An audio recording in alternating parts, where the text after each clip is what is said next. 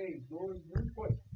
Oi, gente! Sejam bem-vindos para mais um episódio do Portal Cast, um podcast do Portal da Cidade de Itapema.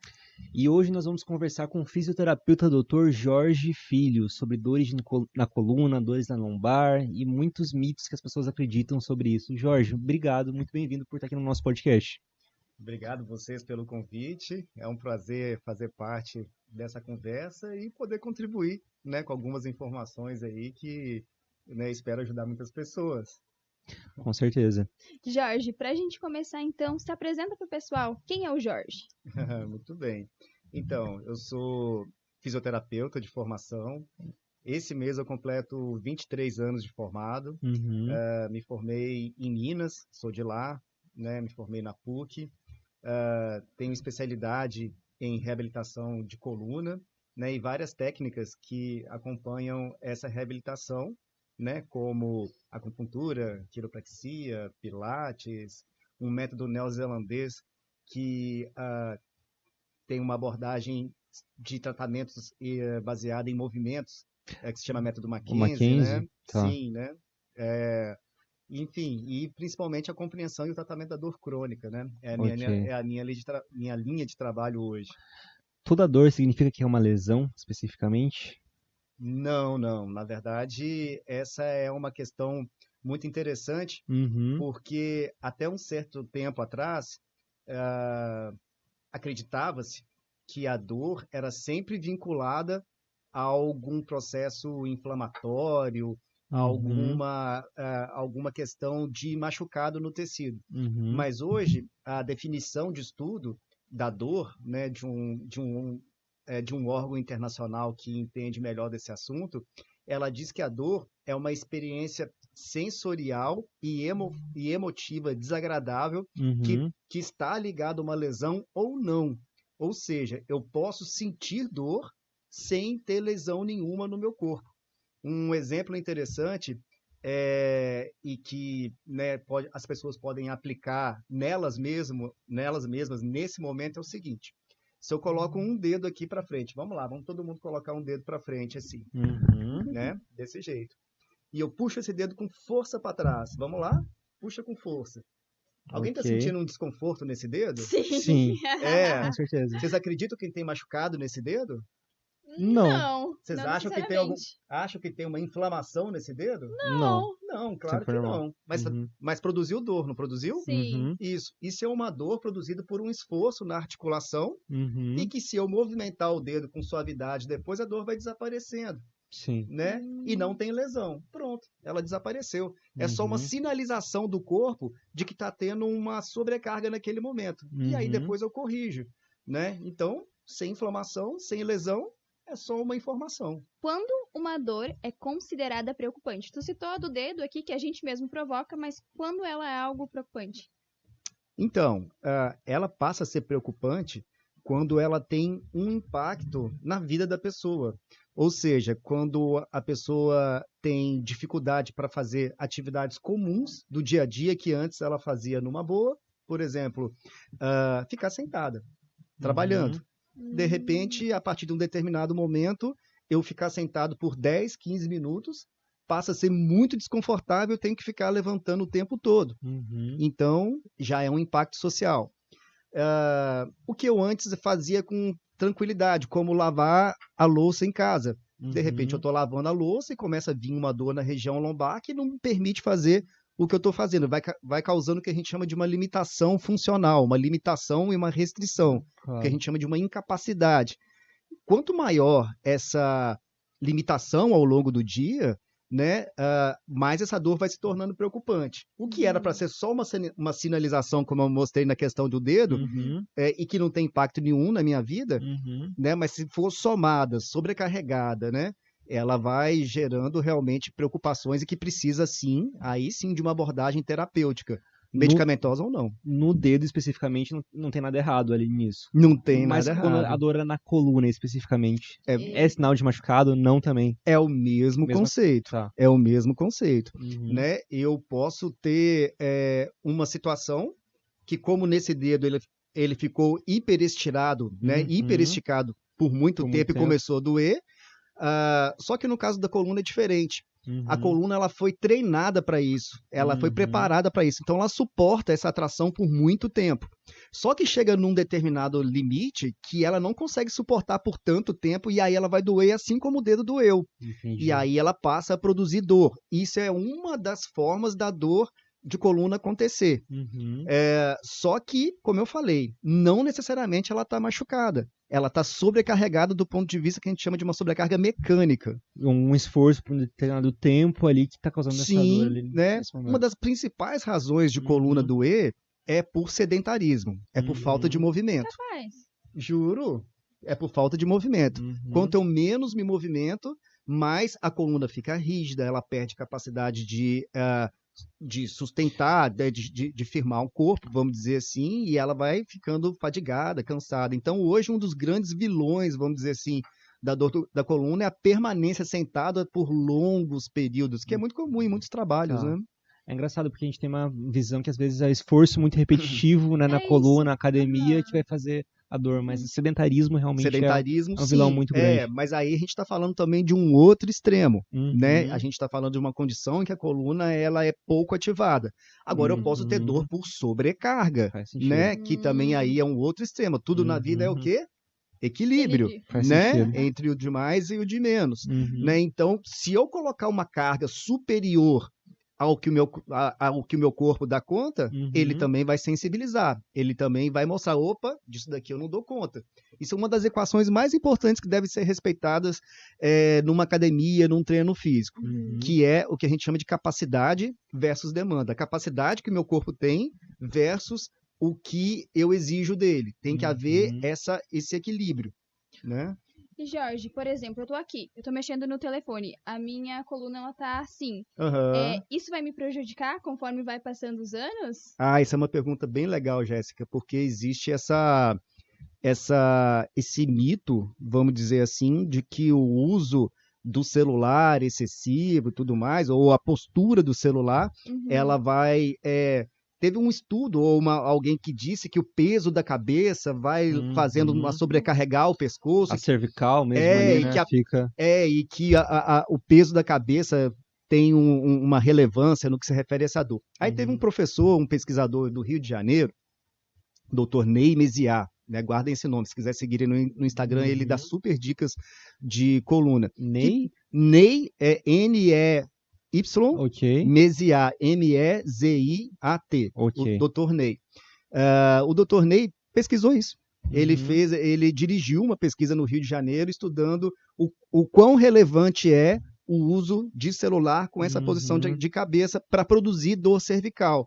E ele encontrou uma baixa relevância, uma baixa associação entre essa posição. O que ele chama atenção no estudo, que na verdade não é a posição em si, mas quanto tempo eu permaneço naquela posição e que também está atrelada àquela questão que eu falei, que é o sedentarismo. Né?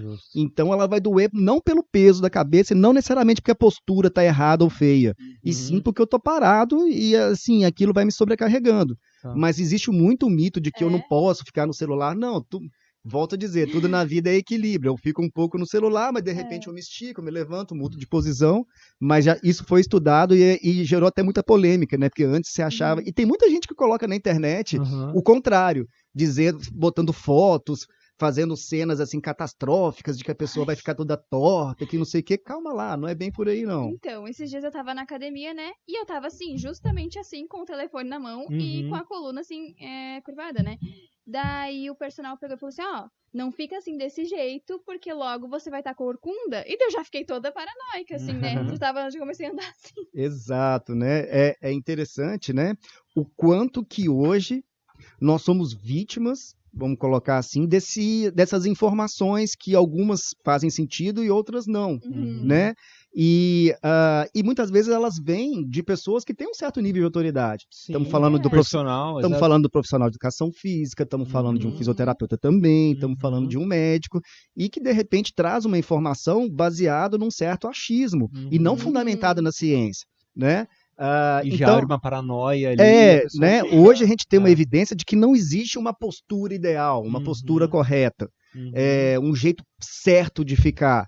e que é mais importante eu me preocupar com variações posturais do que um jeito só de ficar. Porque se eu tiver também um comportamento hipervigilante, de eu ficar me vigiando nessa paranoia, como você disse, eu vou me cansar. Porque meu ombro vai abrir, minha cabeça vai ficar muito reta, e não tem musculatura que aguenta isso por muito tempo. Fica muito tenso em algum momento. Também ali, eu fico tenso, e aí vai me gerar uma preocupação de que existe um jeito certo de mexer, e aí eu interfiro no meu jeito natural, e aí que a dor aparece. Mas uma coisa que você comentou é que nesse estudo foi o tempo de exposição em relação a isso, imagino, né? Qual você está dizendo? O estudo do Ney, se não me engano. Ali, né? Do Ney. Então, ele estudou principalmente a influência da posição da cabeça e com o tempo no celular relacionada a produzir dor na cervical e gerar lesões na cervical. E ele não encontrou essa associação direta entre isso, não. Tá. Sabe? Assim, é diferente de uma pessoa que já tem dor no pescoço e que, sim, determinadas posições podem intensificar o quadro. É diferente, estou falando de uma pessoa assintomática. Claro. Então, assim, o fato da pessoa não ter dor não significa que ela estar naquela posição, ela vai estragar a coluna ou lesionar a coluna, ou, sabe, assim, não é... eu sei que existe um comportamento excessivo de uso de celular hoje, mas também a gente não deve ficar criando um ambiente de terrorismo postural ou um terrorismo médico com determinadas coisas que chamam atenção na internet. Então a gente tem que ter cuidado com essas informações assim para coisas que fazem sentido, que não tiro a importância como eu falei, da importância das variações posturais, claro. Da importância do movimento, enfim. Alongamento. E tal, assim, exato, né? Mas não justifica também esse terrorismo de que se eu ficar no celular, e às vezes, tipo, pais que ficam lá, tipo, brigando com filhos, né? A questão é que, assim, eu tenho filhos, né? Okay. Tudo é uma questão de bom senso, né? Sim. Se eu não vigiar, fica lá 6, 7, 8 horas daquele jeito ali. Tem tal. números absurdos, assim. Que sim. Usam 9 horas por dia celular, assim. Mas não tem evidência de que isso vai produzir, por exemplo, uma hérnia de disco na cervical, ou de que vai causar um desgaste, enfim. Com certeza. Bom, coluna doeu. Qual o primeiro passo que eu tenho que fazer? Coluna doeu, muito bem. A primeira vez que a coluna dói, né, que eu tenho uma crise de dor, primeiro é entender assim, a intensidade do quadro, né? Porque qual foi o mecanismo que levou aquilo? O que está relacionado àquela dor? Foi uma posição que eu fiquei no sofá ali por um tempo maior? Foi um tempo no trabalho que me sobrecarregou? Na verdade, as razões para a coluna doer são tantas possibilidades que hoje a gente tem um conceito de que a qualidade do sono pode interferir diretamente numa dor lombar. Tabagismo é uma das maiores causas de dor lombar hoje. Olha só. Nossa, não sabia. Sim, tabagismo. Existem influências hereditárias, existe uma série de questões influenciadas. Então, as causas são muito multifatoriais. Então, às vezes, a gente se preocupa, num primeiro momento, menos com a causa e mais o quanto aquilo está incapacitando a vida da pessoa. Se aquilo tiver, aquilo que eu falei no início, se aquilo estiver limitando muito, está muito incômodo, está gerando algum tipo de irradiação para a perna, com um sintoma que a gente chama de neurológico, né, que pode ser realmente uma irritação de nervos que vão para a perna, aí precisa de uma investigação. Mas nem todo mundo que tem dor de coluna necessariamente precisa procurar um profissional de saúde, porque olha só a estatística, uma estatística básica. Quase 10% das pessoas estão sentindo dor de coluna nesse momento. Nesse momento. Então, se a gente considerar que Itapema tem 70 mil habitantes, Itapema, Porto Belo, eu não sei, quantos habitantes tem em Porto Belo, André? Não sei, 26, 30 mil, não sei.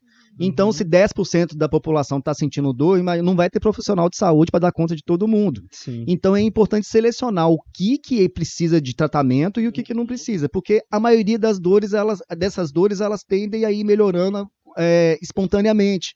A questão é quando a dor ela é incapacitante e ela vai se tornando recorrente. Eu melhoro, fica um tempo bom, daí a pouco ela fica voltando. Aí realmente precisa de uma abordagem terapêutica. Seria a dor crônica realmente, no caso, né? Seria a dor crônica é uma dor que permanece por mais de 3 meses. Vamos colocar isso de uma forma mais simplificada para as pessoas entenderem. Tá. Crônica é relativa a tempo. Ok. Existem mais outras questões, mas aí não vem ao caso. Mas a dor iniciou, ela durou mais de 3 meses, Aí a maioria das dores lombares elas se resolvem com 4, 6 semanas. Entendi. Passou de 12 semanas, aí ela cronifica, aí ela vai se tornando mais difícil de tratar, aí vai se tornando um certo desafio, assim, sabe? Eu te perguntei o que fazer, porque tem uma história. Tá dando minha coluna, deita e não faz nada. A pessoa fala, deita e fica quieto que vai passar. Não necessariamente é isso, assim. Né? Não necessariamente. Na verdade, diante de uma situação de dor na coluna, a melhor estratégia que a gente tem hoje, baseada no que a pesquisa evidencia, é se manter em movimento, se manter ativo, né, dentro da tolerância, dentro do que a pessoa suporta bem. O que significa? Significa que eu comecei a ter uma crise e está incomodando. Eu vou continuar, eu vou ir na academia e sentar o pau lá no treino? Não, peraí.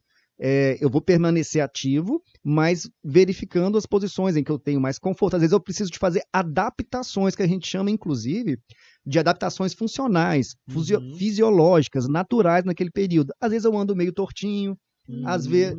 E isso significa que seja algo perigoso? Não, é uma adaptação fisiológica para aquele momento. É o meu corpo se adaptando por um período. Então, é algo que enfim, tem dessas questões aí. Por exemplo, eu tenho minha pisada torta. A minha pisada torta, eu comecei a fazer caminhada e senti dor na coluna, na lombar ali. Com o tempo eu fiz a palmilha com a Renata ali, melhorei minha pisada e já não sinto mais dor ao caminhar. Pode ser Isso, a palmilha, nesse caso, né, ela é um dispositivo, né, auxiliar, complementar. Né, algo que te ajudou a ter mais conforto para caminhar.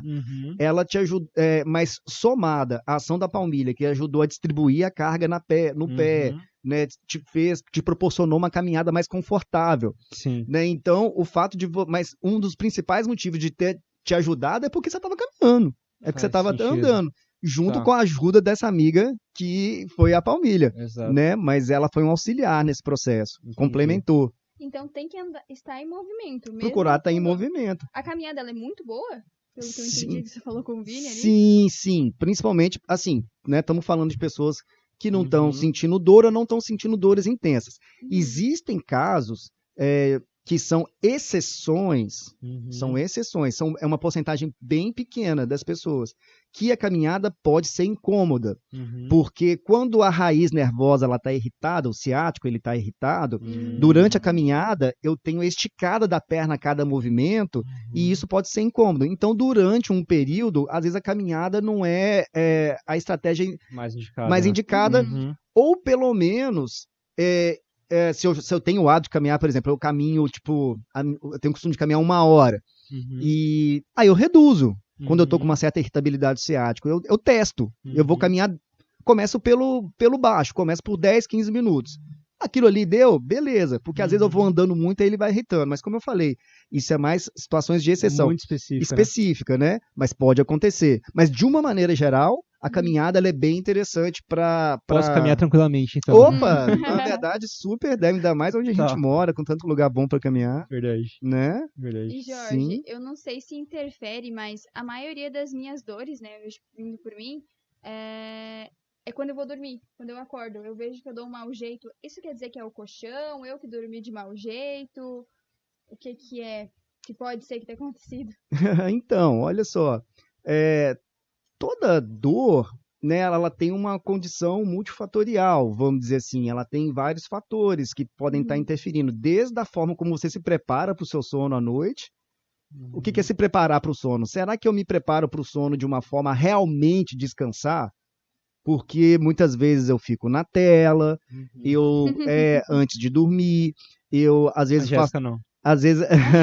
às vezes eu como alguma coisa que não favorece uma digestão mais leve à noite. Eu sou muito exposto à luz antes de dormir.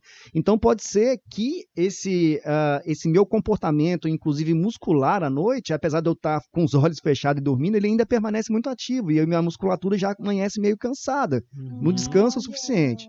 Isso é um ponto, né? Claro, eu posso ter ali a característica do colchão, se ele é um colchão desconfortável, mas sinceramente a influência do colchão não é tão grande quando as pessoas imaginam assim. Claro que eu dormi num bom colchão, né, que tem uma densidade confortável, assim, para mim tá tudo ok.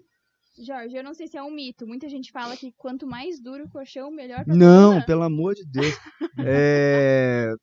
Eu, Jorge, assim, né, independente do fisioterapeuta e de quem trabalha com coluna, se eu deitar num colchão duro, eu amanheço travadaço no outro dia, assim, sabe? Pescoço doendo, assim, e tal. Não é confortável. Claro que cada pessoa, ela responde melhor, mas um colchão que tem uma densidade mediana, ou seja, ele tem um molejo, mas ao mesmo tempo ele é firme, que apoia bem as curvaturas do corpo e tudo mais, é o ideal. Mas, assim, tem pessoas que têm conforto com colchão duro, mas isso é uma característica pessoal e não significa que também ela vai lesionar a coluna porque ela gosta de colchão duro. Mas se você for numa loja e o cara, sabe, te empurra um colchão super duro porque é o ideal para sua coluna, isso é mito. Isso é mito. E a posição para dormir? De bruços, de lado também? Então, varia muito. isso é uma questão importante, assim. Quando a pessoa está sem sintomas, não tem dor de coluna, a gente não consegue muito bem gerenciar isso, porque depois que você entra num estado profundo de sono, como é que você vai ficar lá controlando? Não tem muito jeito, né? Não tem muito jeito, né? Assim, são posições que têm conforto, mas quando a pessoa está numa condição mais sintomática, mais irritada, inclusive, ela muitas vezes é acordada à noite pela dor. Tanto é uma das perguntas das mais importantes que a gente faz numa avaliação quando eu estou fazendo com o paciente. E aí, como é que está a sua noite? Essa dor te acorda à noite? Porque a dor te acordar à noite é sinal de que provavelmente tem um quadro inflamatório mais intenso, porque a inflamação piora à noite. Depois eu posso até falar um pouco sobre isso. Mas isso, igual eu falei, para quem está mais sintomático e um quadro inflamatório. E aí sim, pode ter posições que podem ajudar ela, pelo menos, a dormir por um tempo maior. Sim, aquela questão de, às vezes, apoiar um travesseiro entre as pernas, deitar de lado e tal. Pode ajudar sim. Essa inflamação piora à noite, você deve ser por causa do ciclo biológico. Isso, questões hormonais, né? Questões hormonais, assim, a gente tem uma inibição do ciclo inflamatório maior ao longo do dia, o cortisol participa disso, e durante a noite a gente tem redução dessas ações hormonais, o processo inflamatório exacerba à noite, então é muito comum tudo à noite piorar, processos inflamatórios, articulares e tudo mais, então, assim, por isso que é muito comum, às vezes, a dor piorada. E essa higiene do sono deve ser importante até no dia, quando você acorda, imagino, né? Ser exposto à luz natural, talvez não pegar exatamente, as telas, né? Sim, a gente respeitar o que a gente fala de ciclo circadiano, né? Que foi até um prêmio Nobel de Medicina, não sei se foi do ano passado, esse estudo do ciclo, né? Assim, do nosso comportamento ao longo do dia, né? Porque, na verdade, a gente tem vivido uma mudança muito grande no nosso comportamento biológico, né? Às vezes escuridão é uma alteração da percepção do que é dia, dependendo do ambiente que eu vivo, igual ao ambiente de shopping, dependendo de quem trabalha em shopping. Você está exposto à luz o tempo todo, é como se você não tivesse noção do que está acontecendo lá fora. Aquele monte de LED branco, então, aquilo ali faz uma perturbação muito grande, né?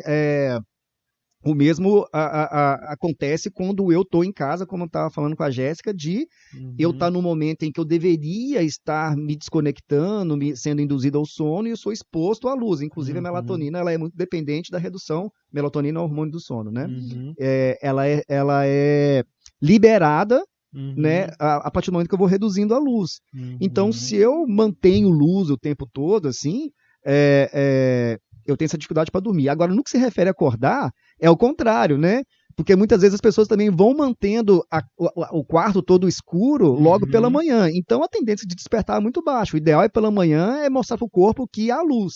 Então, eu abro as janelas, lavo o rosto e tudo mais. Põe a luz natural ali. Isso. E o contato realmente com a luz natural ela é extremamente importante para o corpo, principalmente do ponto de vista de produção de vitamina D e outras informações. Assim, tem gente que faz totalmente o contrário, né? É totalmente irritante para algumas pessoas acordar e ver a luz natural, assim. Mas não deveria ser, né? Então, né? Eu fico meio assim, eu vou abrindo devagarinho, assim, não chego já na luz, assim, na janela. Claro, né? Tudo isso é conforto também ali, né? É questão do conforto, né? Não tô falando também, porque tem umas coisas radicais, assim, né? Do tipo, não, porque eu tenho ouvido, assim, né? Que o ideal é a gente desafiar a mente, aí toma um solzão na cara, um banho gelado, para despertar lá, que libera um monte de substância. Tá, pode ser que tenha alguma liberação de alguma coisa, mas eu só tomar um banho gelado de manhã, pelo amor de Deus, eu vou ficar super mal-humorado. Eu também. Não, Eu gosto de banho quentinho. É verdade. É mais confortável, verdade. E, Jorge, e falando de desgaste na coluna, com o aham. passar dos anos, todo mundo vai ter? Boa pergunta, Jéssica. Sim, é algo bem interessante. Vamos tomar um exemplo que é o seguinte, ó. Aquilo que o Vini falou. A pessoa começa com uma dor na coluna. Uhum. De repente, nem tem tanta intensidade assim, não é tão incômoda assim, ela tá funcional, ela não tá deixando de fazer nada por causa dessa dor, mas é uma dor. E ela viu na internet que aquela dor pode ser uma hernia de disco, pode ser uma coisa que tá fora do lugar e que não sei o quê, e começou a entrar em pânico. Começou a entrar em pânico. Aonde ela vai? Num ortopedista, num médico. Tá. Pode ser, às vezes, até um fisioterapeuta também, porque hoje o fisioterapeuta está habilitado a pedir exame de ressonância. Mas o médico, logo de cara, uma pessoa assim de 30 anos, sei lá, e pede uma ressonância magnética, né, que é um exame de imagem muito detalhado, muito específico, e que vai mostrar a natureza, o que aconteceu ao longo do tempo da coluna, porque assim como a gente tem processos que a gente cria ruga na testa e tudo mais. Vocês não, que vocês estão muito novinhos. Mas a gente tem um cabelo branco e tudo mais. Dentro do corpo acontece isso em uma certa proporção. Eu tenho ali um desgaste e tudo mais, e que isso não tem relação direta com a dor. Mas só que todo mundo precisa dar um nome para essa dor que a pessoa está sentindo. Aí pede o exame, está escrito lá. Degeneração, grau, não sei o que lá, um monte de nome, uma sopa de palavras, de letrinhas assim, que fala, aí a pessoa, tá aqui, a causa da sua dor daqui tá desse jeito, pronto. Aquilo ali é um prato cheio para a dor da pessoa aumentar, porque ela vai ficar toda receosa, toda preocupada, vai ter muito mais medo de se movimentar, vai ficar muito sensível ao que está acontecendo com ela, e a vida dela passa a ser algo, dependendo do que ela fazer, perigoso, né? Sim. Então, assim, desgaste, vamos dizer assim, da coluna é algo natural do tempo, comum do tempo, e tem baixa relação com dor, muito baixa. E que, você tem 20 e poucos anos, 30 anos, você tem uma coluna de 80 anos. Putz, isso é mito, sabe? Isso é viagem. Posso ficar tranquilo, então. Cara, isso é viagem, sabe? E Vini, o quanto que eu já escutei isso nessa vida, cara? Acredito. O quanto que eu já escutei isso de paciente que chega pra mim e diz, parece meio esdrúxulo falar assim e tal, mas muitas vezes, sabe? O médico me falou que eu tenho aqui 30 anos, mas que a minha coluna é de 50, 60. Tô com escoliose, tô com não sei o quê. Que não sei e tal. Não, tudo bem. Escoliose, por exemplo, é um diagnóstico importante, sério, né? Principalmente na infância e na adolescência, mas aí é um caso à parte, né? Porque algum nível de desvio de coluna também é muito comum, né? É extremamente comum. Difícil ter 100%. Um alinhamento completo, assim, né? Escoliose é uma outra entidade, assim, em termos de tratamento. Mas essa questão do desgaste, por exemplo, é algo que também, sabe... É muito comum eu ver, minha coluna tá desgastada, minha coluna tá se esfarelando, minha coluna tá, sabe, principalmente quando faz esse bendito exame fora de hora, porque tem hora para fazer ressonância. Ressonância normalmente a gente pede quando a pessoa tem sintomas nos nervos, sintomas neurológicos, né, pra gente comprovar o que a gente avaliou dentro do consultório. É um exame complementar. É um exame para contribuir com o que eu estou avaliando.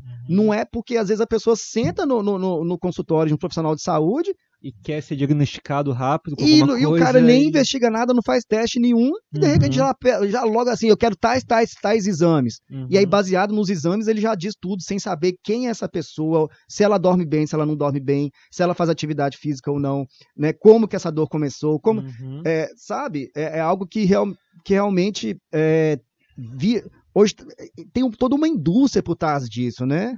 Quanto que custa um aparelho de ressonância magnética? Uns 2 milhões deve ser, não sei, o aparelho em si. Nossa. 1 milhão e pouco. Para pagar isso é caro. Então, assim, você tem que ficar uma máquina de ficar pedindo exames, assim, sabe? que pode realmente causar um estado de pânico na cabeça das pessoas. E no caso da hérnia de disco, especificamente, você comentou que a gente tem que fazer exercício bastante, mas quem tem hérnia de disco pode fazer musculação normal? Como que funciona? Deve fazer, né? Hérnia de disco é uma Uhum. condição muito comum em Uhum. termos estatísticos, né? Uhum. Principalmente à medida que os anos passam, né? Assim, uma pessoa de 40 anos, a estatística é de que 36% das pessoas nessa faixa de idade têm hérnia de disco. O que é hérnia de disco? Explicando para um leigo assim. Boa Seria pergunta. Pergunta legal. Hérnia no nosso corpo é algo que se desloca do lugar onde deveria estar. Tá. Né? Hérnia é um deslocamento, né? Então, eu tenho hérnia de disco, no caso da vértebra lombar, eu tenho hérnia inguinal, que é essa questão aqui na virilha, que dá um volume aqui de um tecido que dá uma folgada, enfim, hérnia de hiato, um trato aqui e tudo mais.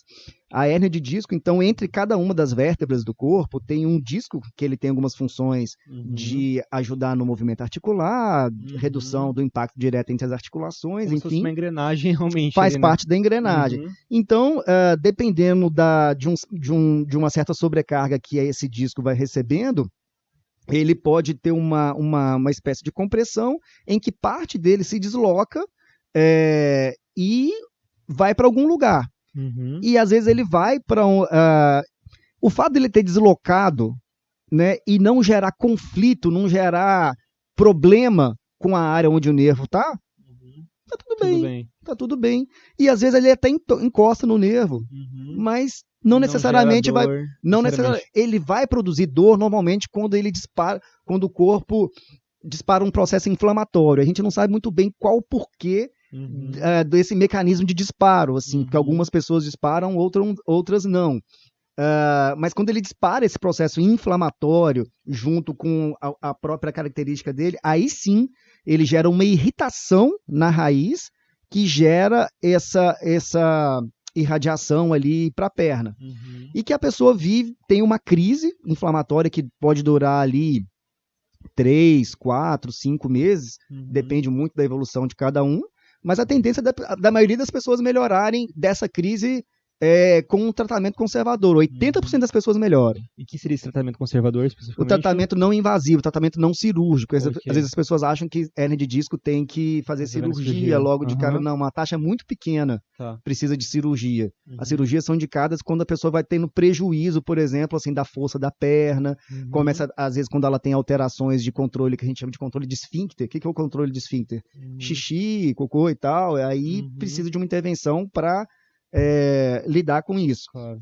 Mas a grande minoria não. Mas aí falando sobre a questão do exercício com hérnia de disco, eu fiz uma ressonância. Não necessariamente o fato de ter diagnosticado a hérnia de disco na ressonância, que a causa de uma dor que eu tenho na coluna é por hérnia. E aí é um erro comum, que aí as pessoas deixam de fazer exercício por causa do impacto e tudo mais. Sim. E por que isso não é legal? Porque a coluna, em um certo nível, ela precisa de impacto.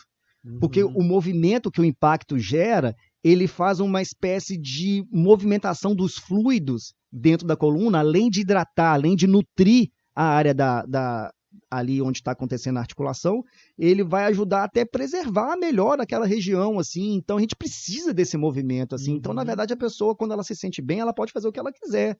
Não tem impedimento, assim. Não posso fazer isso, não posso fazer aquilo de uma forma, assim, traumática. Igual eu falei, no momento em que está em crise, aí o fisioterapeuta vai orientar, porque naturalmente tem coisas que ela não vai conseguir fazer naquele momento, tipo, dependendo da posição, aperta mais. Mas aí a gente vai ajeitando, assim, sabe? Claro. Diga. Não pode falar. Não, tá tudo bem. Jorge, existe uma postura ideal? Muita gente fala, usa aquela cinta que é bom pra lombar. Ela é boa mesmo? Aquelas cintas? Então, aquela cinta, deixa eu tentar ver em que situação aquilo ali pode ajudar. E além da cinta, tem uma outra que coloca na coluna também, aqui, uma faixa que segura... Tá, tipo aquela para abrir o ombro e tal, né? Sim, então, pois é. Essas faixas, essas cintas, elas, logo de cara, elas vão tirar a função muscular, né? A função do nosso corpo, postural e tudo mais, é o próprio corpo se alinhar e se manter. De forma Se eu natural, né? Natural. Se eu colocar um dispositivo externo, eu vou, num primeiro caso, tirando a função do músculo de fazer isso, que é fazer a sustentação, então o músculo, quando ele não é usado, então ele descondiciona, ele enfraquece, né, se eu usar isso por um longo período.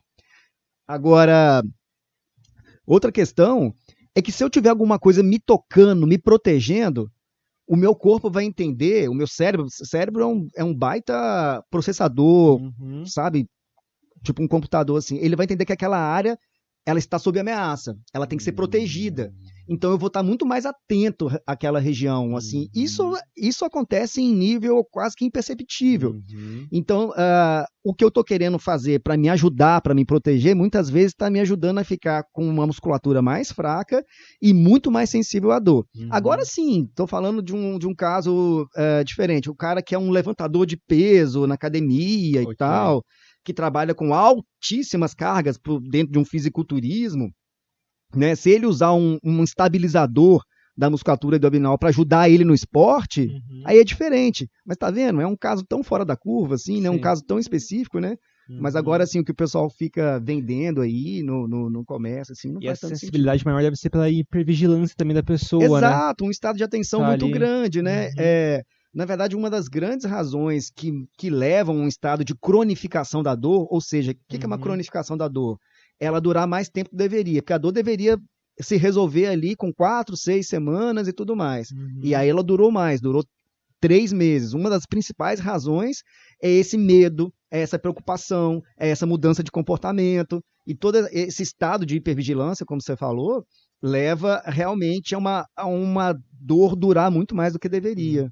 O cérebro pode ser nosso inimigo muitas vezes, né? Pode ser o nosso amigo e o nosso inimigo, depende de como ele é conduzido. E hoje a gente tem tanta informação enganosa, tanta informação tóxica nesse assunto, né? Porque o drama vende, né? O drama é, assim, principalmente com a IA, o que tem de vídeo mostrando coluna entortando, com disco saindo e pressionando o nervo e aquelas pessoas assim tal. Aí você olha aquele negócio, meu Deus do céu, isso está acontecendo comigo, que não sei o que e tal, sabe? Isso vende, isso né, assim, você fica mais tempo assistindo aquilo no Instagram, por exemplo, o algoritmo entende que a pessoa gosta da catástrofe, e aí só vai mandar bomba. Exato. Só manda bomba. Mesmo a questão de cruzar a perna até, né, tem esse mito. É verdade, cruzar a perna, eu tava vendo hoje ainda. De cruzar a perna? Que diz que prejudica você ficar com a perna cruzada. Então, eu tenho costume de ficar com a perna cruzada, nunca me entortei minha coluna por causa disso. Né, assim, tudo é questão de bom senso, assim, se eu fico na posição sentada, eu fico o dia inteiro com a perna cruzada, pode ter ali um desequilíbrio muscular, alguma coisa de uma tá mais alongada e outra nem tanto, assim, mas, e dependendo de algumas situações também mais específicas, a pessoa já tá com uma dor, dependendo do movimento que ela faz na perna, pode dar uma irritada aqui, então, mas não é porque, tipo, eu fiquei com a perna cruzada que me produziu, que lesionou minha coluna, não, é o contrário, é minha dor na coluna que ela já tá mais sensível e aquela posição pode ser incômoda ali e tal, e só isso, assim. Você falou do desgaste natural que o corpo tem. Tem também a questão de produção de cálcio nos ossos, né? Que vai diminuindo conforme o tempo. Acho que depois de 30 anos... você tá falando de osteoporose. Né? Isso, pode gerar uma osteoporose, alguma coisa do tipo. Isso também ajuda muito nesse sentido de sentir dor e tal ali. Isso, né? Aí estamos falando de populações também mais específicas, né? Em termos estatísticos, uma população está mais sujeita do que outra, né? Normalmente mulheres, né? Assim, porque tem uma variação hormonal maior, ela tem mais sujeita a essa condição de osteopenia, que é uma diminuição da quantidade de matriz óssea, e a osteoporose, que é um estágio mais avançado, né? E que sim, pode ser algo tem que ser algo a ser cuidado, mas principalmente pelo médico ou endocrinologista, né? Ou, no caso, uma ginecologista, para fazer essa regulação hormonal para ajudar na recomposição dessa matriz óssea, né? Mas sim, ela pode ser uma fonte de dor e tudo mais, mas aí já é um quadro patológico, mais inerente a cada condição. E mesmo assim, essas pessoas que estão com osteopenia, né? Osteopenia, é isso. É uma redução. Que é um pouco menos. Isso. Elas têm que fazer atividade física de Principalmente. Deveria fazer. Principalmente, porque o nosso osso, ele é dependente de pressão para que ele acumule cálcio, né? Então, por exemplo, a musculação, ela é muito bem indicada à medida que a gente envelhece.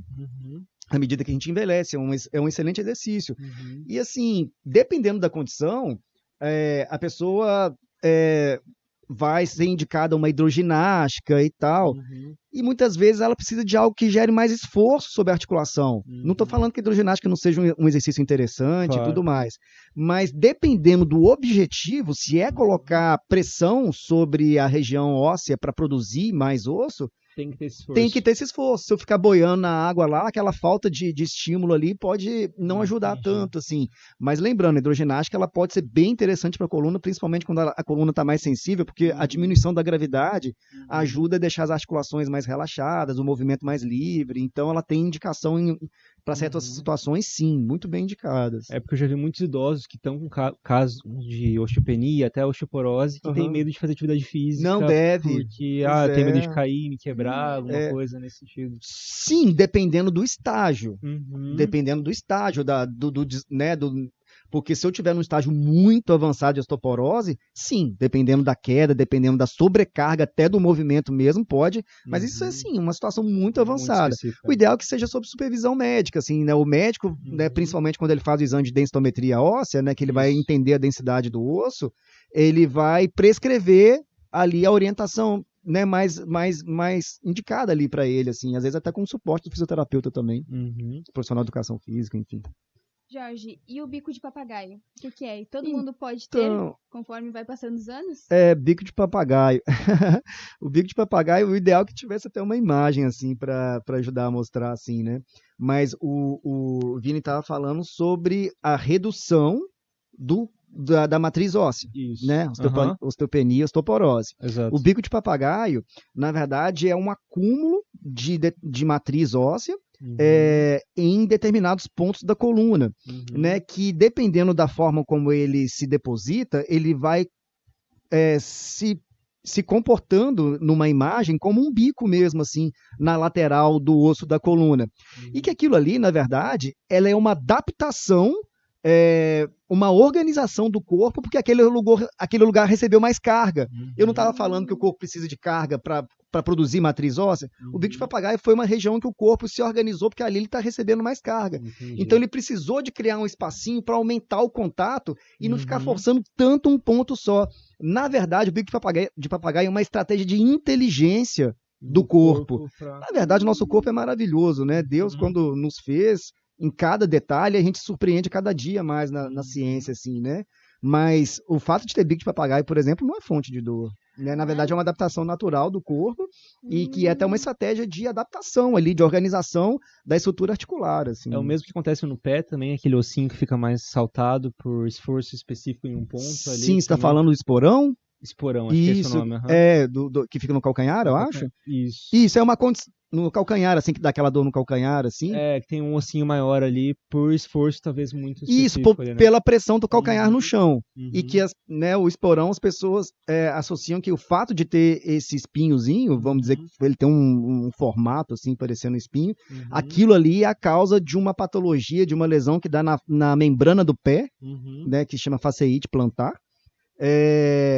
Mas também a pesquisa mostrou que esse espinho tem baixíssima relação com essa lesão do pé. Entendi. Uma das maiores razões, né, que produzem essa dor é uma questão que essa face ela vai se perdendo a capacidade elástica de absorção de impacto, então ela vai sendo sobrecarregada no movimento, não tem relação exatamente com o osso, não. Mas a condição é semelhante, é pelo impacto do calcanhar no chão, que vai tendo muito impacto. É tipo também calo. Né? Calo aí, em vez de ser matriz óssea, é queratina, eu acho, né? Que é dependendo de onde que eu boto mais pressão, na minha mão ou no pé, vai tendo aquele depósito e que é um mecanismo de proteção do corpo ali, né? naquela região. Jorge, esse esporão tem a ver com aquele tendão de Aquiles? Tem, fica numa região ali, né, próxima, assim, né? Que, pelo menos quem corre, pula, faz muito exercício repetitivo, fica com aquele tendão de Aquiles, que é aquele ossinho, não sei se é o tendão saltado, alguma coisa não, assim. Na verdade o tendão, né, que fica bem atrás do calcanhar, que é essa fita elástica aqui, se a gente pegar nele, tá aqui atrás, ele pode, né, ser irritado pelo excesso de carga, né, ou um movimento que realmente seja exigente para ele. Mas não necessariamente ele tem relação com esse espinho, assim, né, porque tem cirurgias que o médico vai lá e tira ele e a dor continua, sabe, assim, vai lá e raspa o negócio e a dor continua do mesmo jeito. E a quiropraxia, ela entra onde nisso? Com relação à dor, ela pode ser um auxiliar para reduzir? Pode. Quiropraxia é um recurso de terapia manual, né, em que o terapeuta ele faz um movimento curto e rápido na articulação, em que muitas vezes produz um estalo, dá esse efeito. É uma técnica que tem muito mito a respeito desse movimento, do que é feito na técnica, de que é algo que está fora do lugar e eu estou colocando, de que eu estou desalinhado e eu estou alinhando. Tem muitos vídeos na internet. Isso, que eu estou com uma perna curta e a outra está longa e eu vou botar as duas juntas. Isso é mito. Isso é mito, né? Na verdade, isso são formas de explicar a técnica, porque a técnica é lá da década de 1920, né? Então, naquela época, não tinha a evolução da ciência que a gente tem hoje para compreender o mecanismo. O fato é que funciona. Mas, assim, criou-se um mito de como ela funciona, achando que é funcionando por essas mudanças estruturais, e não é. A principal razão para ela produzir um efeito de alívio no corpo e ajudar a melhorar uma dor é porque ela manda uma informação para o sistema nervoso central, e o sistema nervoso central, o cérebro, dispara um mecanismo de alívio, de conforto, de relaxamento. É o que a gente chama de efeito neurofisiológico. Então, tanto é que é interessante que, por exemplo, eu tenho uma dor numa região diferente do corpo e às vezes eu manipulo, eu faço a técnica numa região distante, eu gero a melhora daquela região. Por exemplo, eu estou dizendo que eu tenho uma dor na coluna lombar lá embaixo. Se eu fizer o movimento na coluna cá em cima, na região torácica, ajuda a melhorar minha coluna lá embaixo. Porque o efeito aconteceu no relaxamento do cérebro. Não foi porque eu botei lá na lombar no lugar, assim, não, sabe? Mas tem muito mito, assim, no que se refere a essa coisa de que a perna tá assim, uma perna tá curta e eu tenho que alinhar como se o corpo fosse um carro que tem que fazer geometria e balanceamento. Eu até brinco, né, com os meus pacientes, assim, né, de que a gente fez a geometria. Mas é brincadeira, porque na verdade não é assim. Como se fosse uma mágica, assim, não, né? não é. Isso, na verdade, até tem todo um mercado também, não vou mentir para isso, né? Porque olha só, se eu disser para alguém que ela tá torta e desalinhada, e eu vou lá em alinho, ela passa a ficar dependente de mim. E aí, olha, para você continuar bem desse jeito, você tem que voltar mês que vem, porque vai desalinhar tudo de novo. E aí vai criando uma recorrência, aí é um mercado. Aí você precisa de 20 sessões, 30 sessões para melhorar. Só que essas mudanças de perna longa, perna curta, são extremamente comuns no nosso corpo. São adaptações musculares, né, dependendo da condição que a gente deita, que a gente se apoia e tal, e que dá essas variações. Isso é comum. Dependendo da forma como a gente está, isso acontece o tempo todo. Né? Só que, como eu falei, eles às vezes se mantém uma mesma forma de interpretar isso lá da década de 20 e mantém até hoje. Sim. E tá errado, assim, sabe? A ciência avançou muito nesse aspecto e já entende que a forma que ela funciona é outra. E ela é complementar. Ela ajuda a melhorar um sintoma, mas ela não pode ser um tratamento único também. Eu tô melhorando, por exemplo, eu tô gerando um alívio de dor com aquela manipulação, com a quiropraxia, mas ela, no caso, a dor de coluna, né? Mas ela tem que ser associada a movimentos ativos, a uma orientação, né? A pessoa entender que, por exemplo, ela tem que se levantar mais no trabalho, porque eu só fazer a técnica e a pessoa ir embora para casa e não ter orientação nenhuma, não ter exercício, só estou controlando um sintoma, só estou ajudando a aliviar aquilo na hora, é só apagar um incêndio. Eu não estou... Depois vai voltar ali. E tal, né? Enfim. A gente pode ser mais relaxado depois dessa conversa, acho, verdade, né? Muito mais tranquilo em relação a isso. A quiropraxia tem um mito também, de, não sei, estalar o pescoço, que pode dar algum problema ali. Pode isso mesmo, pode mesmo. Eita. Pode, tem que ter muito cuidado com isso. Tem Inclusive, gente que faz isso de forma sem profissional nenhum. Exatamente. Até, né? Isso é perigoso. Sim, porque é uma roleta russa. É uma roleta russa, porque algumas pessoas, elas têm algumas malformações arteriais que no dia a dia, aquela certa fragilidade na artéria do pescoço, Uhum. ela não aparece. Mas se eu gerar uma manipulação muito vigorosa, eu posso, sim, lesionar aquela artéria e dar Caramba. ruim. E aí a gente vê... eu trabalho com quiropraxia, Uhum. é um recurso excelente na minha prática de trabalho, me ajuda muito, Uhum. mas a manipulação cervical ela tem que ser muito cuidadosa, ela tem que ser delicada, respeitosa. Putz, chega cada vídeo pra mim, né, ou de paciente dizendo assim pra mim, eu quero que você faça isso. Paf, aquela puxão no pescoço, aquela viradona. E aí, talvez eu possa até mostrar outros vídeos de pessoas que fizeram isso e, cara, E deu ruim. foram pra... Tem casos de óbito, assim, Uhum. tem casos de exagero. Então, a manipulação ela tem que ser delicada, ela tem que Uhum. ser respeitosa, e tem jeito pra fazer isso. Uhum. Já vi casos de pessoas...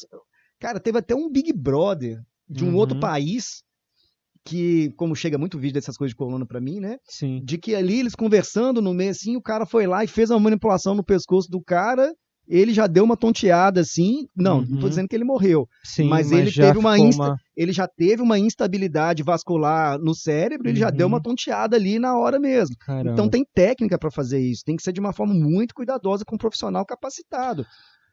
Quiropraxia é excelente, muitas pessoas me procuram por causa da técnica, eu aplico, ajuda, mas eu digo que ela tem que ser vinculada a outras abordagens, né, assim, dentro de um contexto de um plano terapêutico. Até instalar a coluna, eu sei que tem pessoas que ficam assim, vão outra por trás e puxam. Tem que ter cuidado, né? tem que ter cuidado, porque é uma força excessiva que você coloca na articulação e dependendo da força pode ter uma lesão articular, uma sobrecarga articular, enfim, né, então não é algo para se fazer assim, de uma forma na brincadeira, vamos dizer, né? Claro.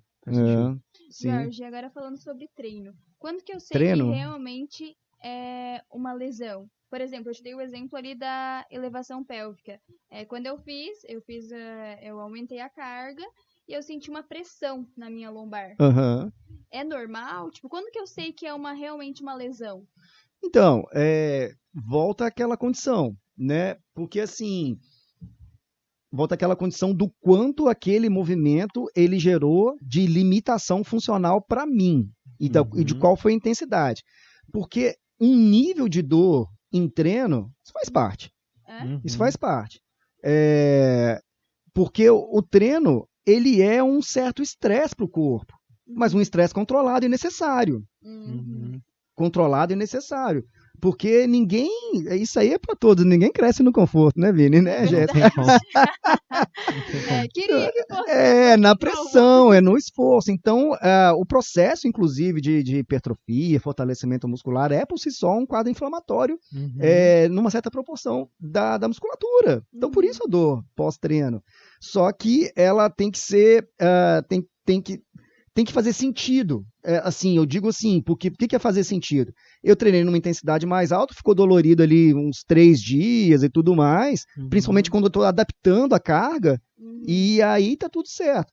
Agora, quando eu subo carga muito rápido, que foi o que a gente conversou, né? Porque muitas vezes a adaptação à carga é de 2, 3 meses, e as pessoas querem subir carga semanalmente, né? Assim, o perigoso às vezes, assim, às vezes 2 pessoas treinando juntas, em que uma vai estimulando a outra a botar mais carga, às vezes adolescente, academia e tudo mais. O que tá tendo de lesão absurda em academia, né, de distensões musculares, mas não é distensão simplesmente uma fibrinha, não, é a avulsão do músculo mesmo, de rebentar, ou a pessoa tá fazendo levantamento e cai assim no pescoço, a barra, né, e tudo mais, acontecendo lesões muito sérias. Então a dor durante o treino, ela pode acontecer, né, desde que ela seja coerente. Está relacionada a uma carga um pouco maior que eu subi, ela não durou muito tempo, ela não é incapacitante, do tipo assim, eu continuei a trabalhar, eu dormi bem, né, eu continuei o meu dia, eu tava com desconforto, mas e ele durou só alguns dias. Não foi algo que me desequilibrou completamente, assim, né? Então, a questão é exatamente essa, assim, de ter esse respeito à progressão de carga, né? E enfim, mas a dor, ela pode participar do nosso treino, assim. de um modo geral, então fica um recado. Faça atividades físicas. Se mantém ativo. Se mantém ativo. Não exagera tanto, buscar o equilíbrio, imagina. Sempre, né? E o exercício, assim, ele pode produzir dor, mas é importante entender também que o exercício é um grande mecanismo de alívio de dor. Existe toda uma fisiologia do corpo de redução de dor a partir do que eu faço movimento. Porque as pessoas acham assim, eu tô sentindo dor, eu não vou treinar. Exatamente isso. Eu tô sentindo dor, eu não vou treinar. Eu não vou fazer exercício porque eu tô com dor. Não, é o contrário. É porque eu tô com dor, é que eu tenho que ir treinar ou fazer um exercício. Porque, não ficar parado, Não, porque ele gera um alívio de dor, né? São coisas, assim, só um quadro muito fora da curva que eu protejo aquela região. Mas o mecanismo de exercício ele é tão interessante para aliviar a dor que se eu tenho é parecido com aquela questão da manipulação da quiropraxia, que a gente manipula uma região e ela pode ter um efeito em outra. Eu tenho uma dor, por exemplo, no braço. Se eu fizer um exercício de perna, eu posso aliviar a dor do braço. Por causa do efeito de liberação de substâncias analgésicas que o exercício traz. Então, se eu tô com alguma região me incomodando, ou lesionou mesmo, eu não preciso necessariamente parar de treinar. Eu posso treinar outros grupos musculares e deixar tudo bem aquele se recuperar dentro da fisiologia. Ou como algumas pessoas fazem, vou buscar um relaxante muscular, tomar alguma coisa, algum remédio. Que não então, igual, por exemplo, eu tomar anti-inflamatório para meter num quadro de uma dor assim, comum de academia. Sendo que o processo inflamatório controlado, ele ajuda no fortalecimento. Então, se eu ficar tomando remédio de uma forma sem uma orientação, né, ele vai me prejudicar no trabalho de fortalecimento, né? Medicamento é uma bênção, ele é uma estratégia terapêutica interessante, mas quando ele é indicado no momento certo, assim, né? Jorge, caminhando pro final. Jura? Fala ali, foi muito rápido. Voou, né, cara? Pois é. Fala um pouco da Clínica Aurum pra gente. Da clínica? Isso. Então, que prazer em falar. Mas a Aurum nasceu de toda a experiência minha e de mais duas profissionais, fisioterapeutas, todas especializadas em dor, né? Somos fisioterapeutas que têm uma abordagem que vê a pessoa na sua integralidade, dentro da sua realidade, né? Então, os tratamentos que a gente oferece são tratamentos para dor, em que a gente oferece o que mais tem de evidência científica hoje, né? Tratamentos baseados em exercícios especiais, terapias manuais, aparelhos, né? A gente tem o uso medicinal da ozonioterapia, é um dos recursos. Enfim, é uma clínica que atende tanto a dor aguda quanto a dor crônica, seja em região de coluna, seja em região de articulações, né, seja crônica, que tem um tipo de abordagem, seja aguda, que tem outro tipo de abordagem, mas são 3 profissionais especializados em dor, que é uma clínica que está aí para ajudar as pessoas de 3 profissionais muito humanos também. É quase uma psicologia ali de conversa e entender o que é. Então, eu, como paciente da clínica, indico para muitas pessoas. Assim. Obrigado, Vini. Obrigado. Jorge, a gente vai ter que chamar você para outras conversas, que tem muito assunto para falar, cara? Com a Renata, imagino também. Juntos. São assuntos interessantes, que eu acho que faz muito parte do dia a dia de todo mundo, né, Jéssica? Sim, e como eu falei, olha o impacto que esse assunto tem. A dor, por exemplo, lombar, é a maior causa de afastamento de trabalho no mundo hoje. É a maior causa, assim, ganha de qualquer outra patologia, câncer, AVC, não sei o que e tal, ganha de todas. A dor crônica, estima-se que hoje 1,5 bilhão de pessoas convivam com dor constantemente, diariamente. Então, a gente está falando de um impacto muito grande, né? Então, quanto mais a gente desmistificar, falar a respeito, acolher pessoas, responder dúvidas, né? Tirar esses conceitos mentirosos que são colocados assim, sabe, que a gente chama de pseudociência, uma ciência falsa, né, e trazer a verdade. Hoje a ciência está muito a favor das pessoas, sabe, assim, ela está ajudando muitas pessoas a se acalmarem, igual você falou. Essa conversa me ajudou a me acalmar, né, é muito importante, né, principalmente quando a dor ela está incômoda, quando a dor ela está interferindo na minha vida, buscar um profissional capacitado, um profissional especializado em dor, porque ele vai entender exatamente, né, todo o contexto que ela está vivendo. E, de repente, não vai colocar a culpa num elemento só e vai criar um pânico na cabeça, né? Ele vai ser uma pessoa que vai dar um suporte.